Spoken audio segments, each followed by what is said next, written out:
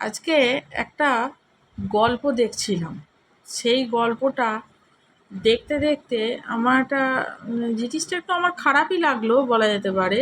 একটু নয়, ভালোই খারাপ লাগলো। সেটা হচ্ছে, একটা পুরুষ একটা স্ত্রীকে বলছে আমার সন্তান আমি মানুষ করে নেব।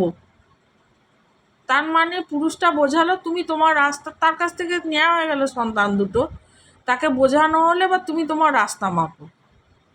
তো এটা কি পুরুষটা কি ঠিক করলো মহিলাটার ওপর? মহিলাটা কিন্তু ছেড়ে দিল যে ঠিক আছে চলো, চেয়েছে আমি দিয়ে দিলাম। কিন্তু এখানে যেটা দেখালো যে সে তো মুক্ত হস্তে দান করে দিল। তা এটা কি ঠিক কাজ হলো না ভুল কাজ হলো?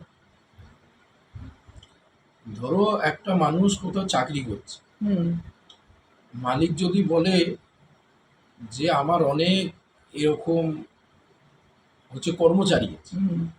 আমি তাদেরকে নিয়ে কাজ চালিয়ে দিই, তুমি এই কাজ ছেড়ে দাও, তো তখন সেই লোকটা কি করবে? তখন সেই লোকটা ছেড়ে কাজ দেবে। ছেড়ে দেবে। তো ঠিকই করেছে। জোর করে কেন সে থাকবে? জোর করে সে চাকরি যাতে থাকবে না। যদি তর্কের খাতিরে সে হাতে পায়ে যদি সে ধরে যদি থেকেও যেত, সে কিন্তু মনে মনে তার একটা রিগ্রেট ফিল হতো যে আমি জোর করে আছি। হুম। সেটা কিন্তু কখনো ভালো হতো না।